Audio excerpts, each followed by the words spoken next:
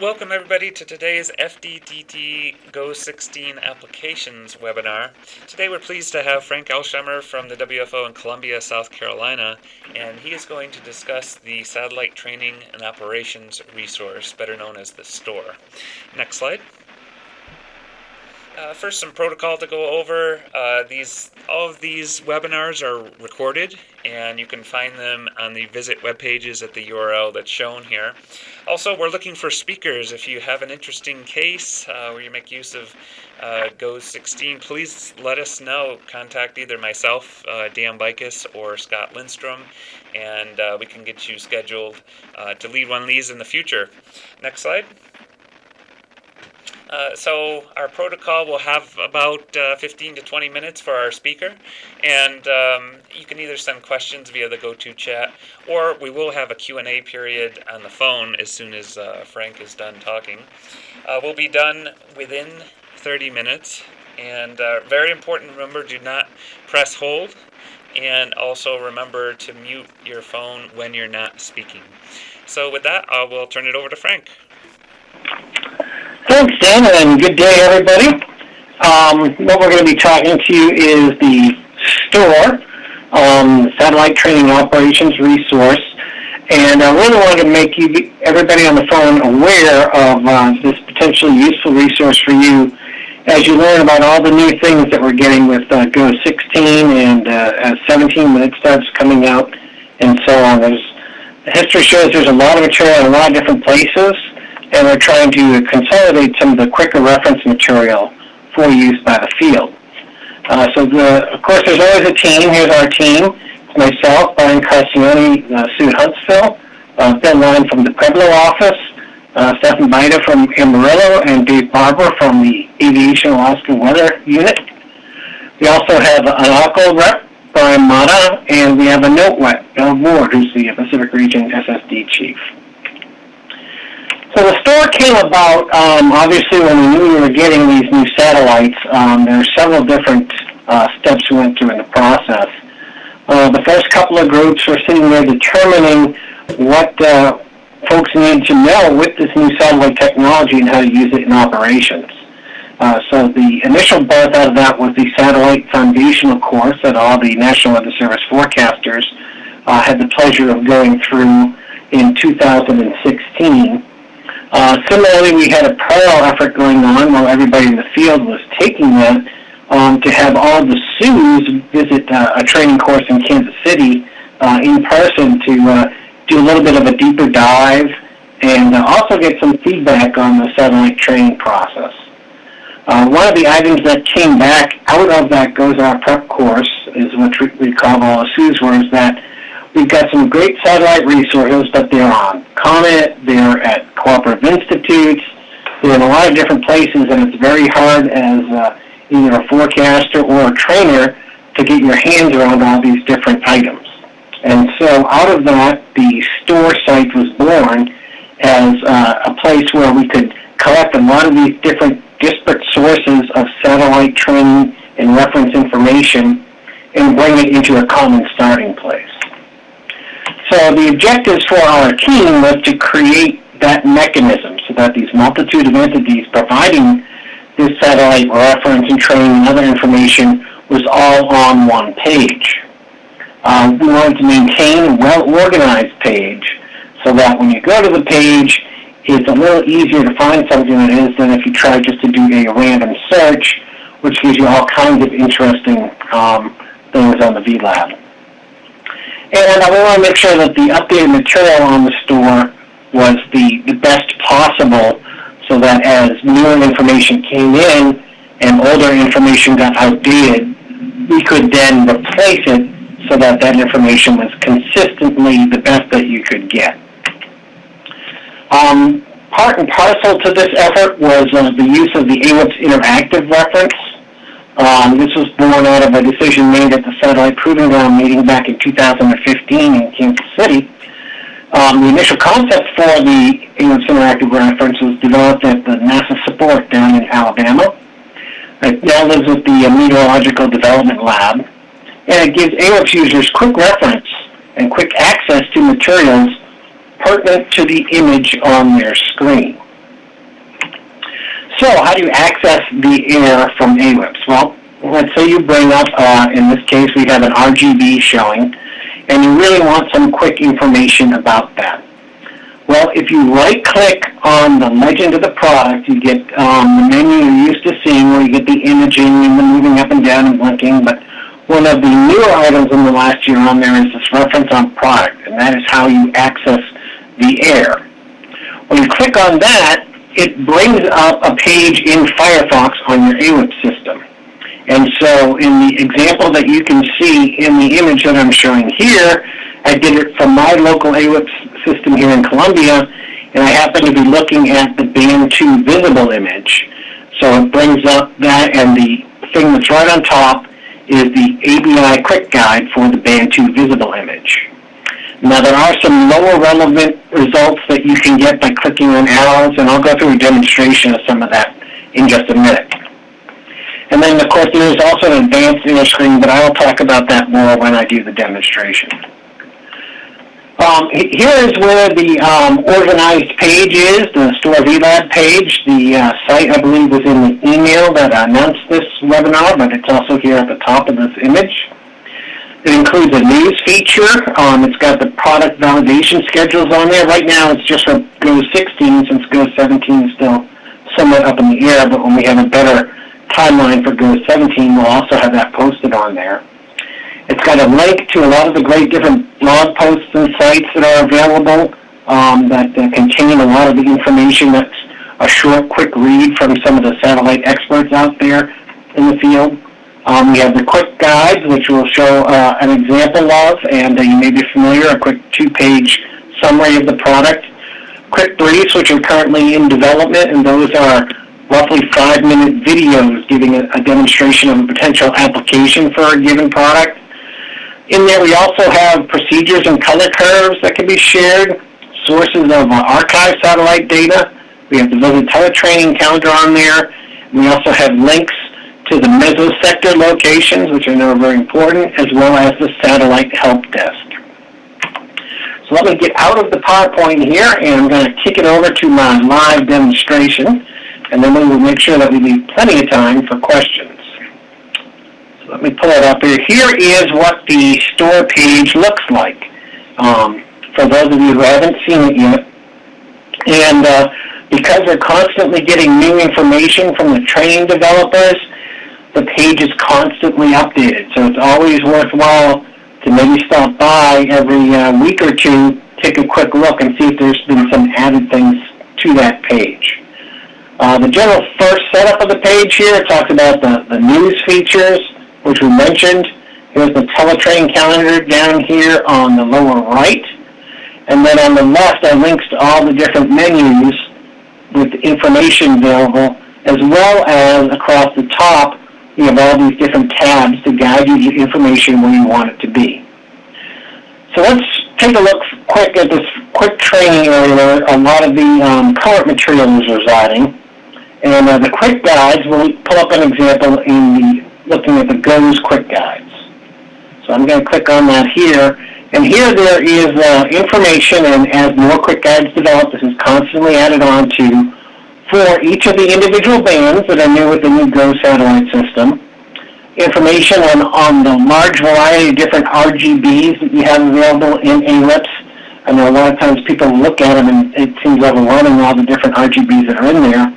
But these quick guides will give you information on each of them and why they are there. Similarly, channel difference quick guides, where we're just subtracting one channel from another. And then some quick guide information on a lot of the basic products that are coming up because of that. For instance, let's take a look at the cloud top height. You just click on that and opens up this 2-page quick guide for the cloud top height, telling you about the specifics on how the product is made, how frequent it is, what it's used for, the impact on operations and the limitations. And then down here are examples of, if you're looking at a specific image, what the different colors represent within that image. So we have those for all these different quick guides. I suggest you take some time, especially for ones that you're interested in, and take a look at over time. One thing that we do have on here, right now we only have it for the single band, but we will eventually be adding more as time goes, are these matrices. For instance, let's say you are looking at a specific problem of the day that you want to deal with. If we click on the Goes matrix, what this does, it has a list of different things across the top. So let's say that you are interested in trying to see different things that could help you with fog. Well, here, let me look at the fog and look down the column, and there's actually 5 different individual bands that play a role in helping you to detect fog. So you can click on, let's say, the 3.9 shortwave infrared, click on that, and sure enough, up comes the quick guide that gives you information on how to use the 3.9, and then there's somewhere that's going to talk about one of the potential applications being fog, especially as it's differenced. So we're going to be adding more of those along the way to add some additional features, and certainly we're looking for feedback from the field on what things should be added, what things aren't necessary, because this is really a field-driven page, and we're there to try to put what we think the field can use, but of course in a organized way so it doesn't become a free-for-all. Some of the other things on here, we have a list of upcoming webinars and teletrainings. One of my favorites here is the blog sites and blog posts. So in here we have linked to several of the different blog sites that talk about GOES-R-related information. We get the SIMS, the Satellite Liaison, the Hazardous Weather Test Bed, the Visit blog, the NASA Sport blog, and the GOES-R Proving Ground blog. So since we're doing the Visit talk now, let's click on the Visit blog. And as this comes up, you can see one of the most recent presentations was on the Pawnee, California fire. But there's, these are links to all of the different blogs where you can start searching through. Of course, there's an awful lot of information in these different blogs. So another thing that we tried to do was pick out some certain blog posts that our team thought of specific interest and put them into different categories. So let's say we're looking at severe. Here is one that was done last month that happened to be in the Visit blog, talking about a couple of different ways to use the split window and help you with convective initiation. So it's another great resource, these blogs. If you want something that is not where you're going to go and go through a full 20-minute, 30-minute CLC training course with questions and everything, it's quick reference to help you understand the products and use them at the given time that you really need to use them. Another thing that we've got that I wanted to highlight here is procedures. We've got some procedures here, and we're hoping to get more over time that anybody can download and use on their system. We've got a popular one that a lot of people use already, but it's there if people want it, and that's the sandwich combo. And if you click on it, it'll automatically just download the KML file, and then you can pull it into your AWIPS and use it as a procedure.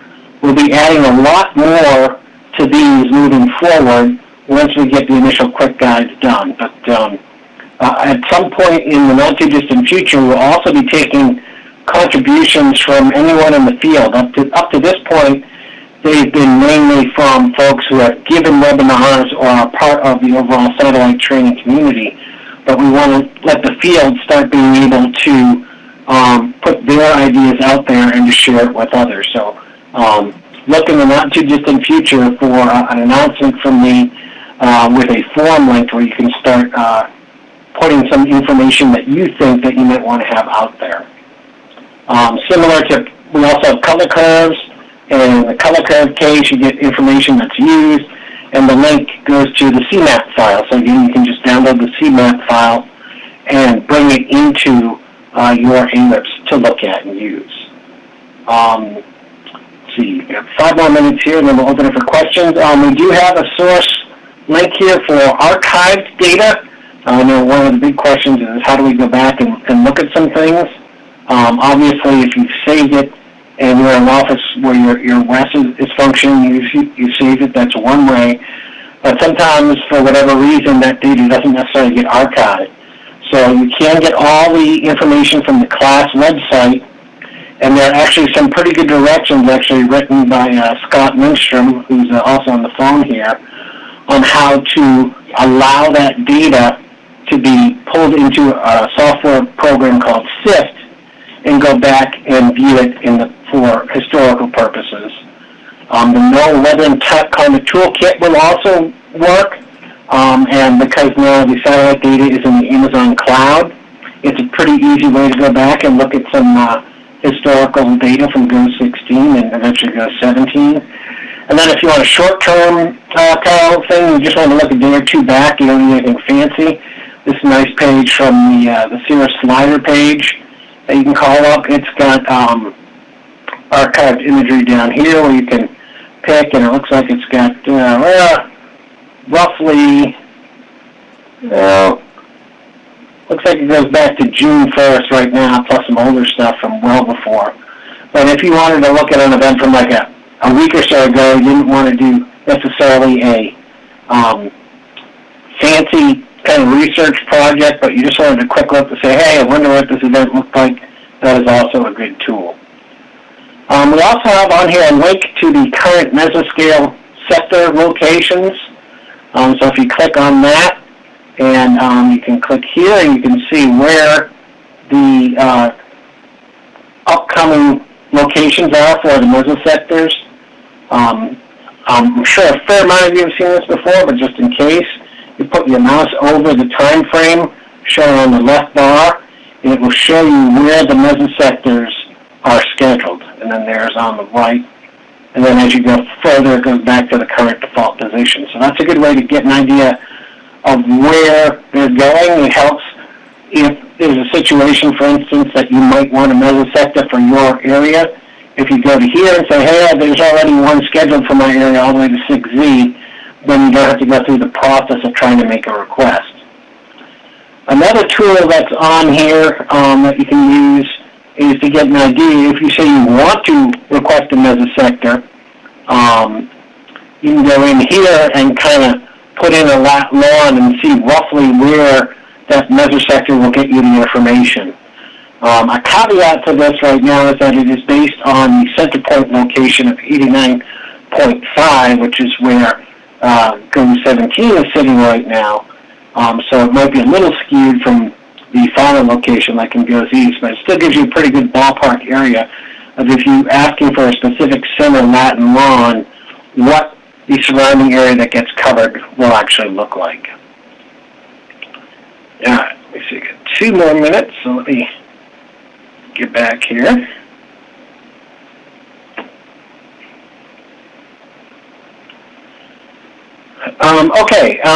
Let's see, covered that. Forums. This is a good one here. There is a direct link here on this forum section to the Satellite Help Desk. So let's click on that. And this is a great place to ask questions of satellite experts that you're not sure of and would like to get some feedback. Dan Bykos, the host of this, is one of the folks I know that will go in and answer questions as they're asked. And this is a great resource for asking something that maybe is not necessarily covered in one of the pre-made sections of the quick guide or whatever reference material. You may have a question that goes beyond that. This is a great place to go and ask those questions and get those questions answered. I think that's probably, I'll leave it there for now so I don't go too far into everybody's day. But I do want to open up for questions and thoughts and any other comments regarding this page and including ideas going forward.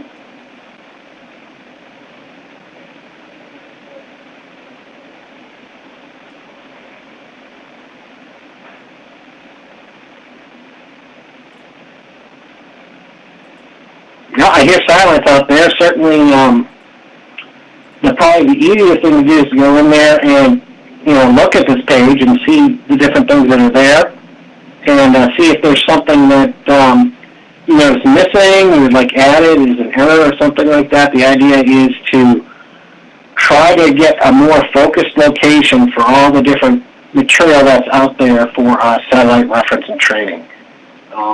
Again, hey, I will kick it back to you, Dan. Hey, Frank, it's Brian. Yeah. Yeah, question. Are you going to have the JPSS and the polar information on there as well? Yeah, we will be putting that on there. Under the quick guides, what I showed off is the GOES, but there's certainly also a polar section here. And you can see there's going to be several coming soon, but we do have quick guides on there right now for volcanic ash, the near constant contract product that everybody in the WFOs get, and the new caps, which is a really nice tool.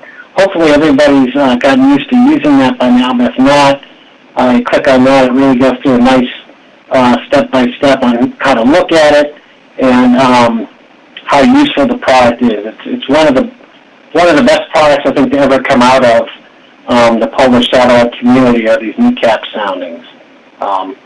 And of course, as we get more and more, because we know NOAA 20 is out there now, as more and more resources are developed for training for NOAA 20, those will consistently be added into these locations, and all these different quick briefs and job aids and everything will have a polar side similar to the way they have the GOES side.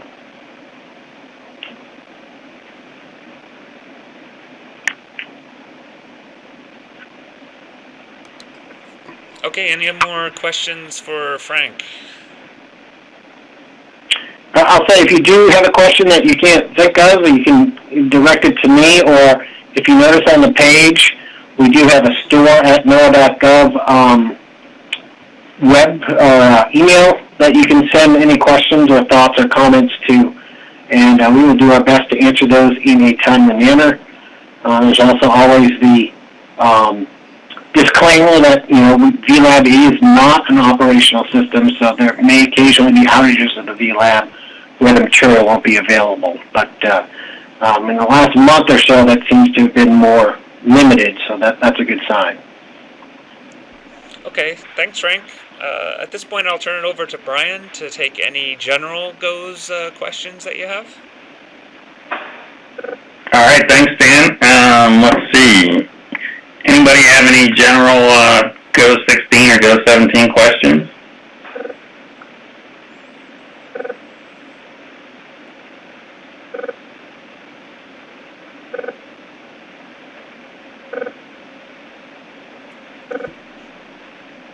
Brian, maybe you can summarize the GLM, what's in the AWIPS right now and what's coming in the near future, just a quick summary. Okay, sure. There are about 21 WFOs getting the flash extent density grids from GLM. The initial group was a pre-OT&E group, and the remainder of the group is doing an OT&E now. And then just this week, they started adding additional WFOs to the data feed, and they hope to do like about 4 a day until the data is available to all of the WFOs. In the future, there will be some additional products. One will be the average flash area, and another one will be the total optical energy, and those grids should become available in the next few months, and that will be the initial implementation, those 3 gridded products. Any questions on the GLM implementation?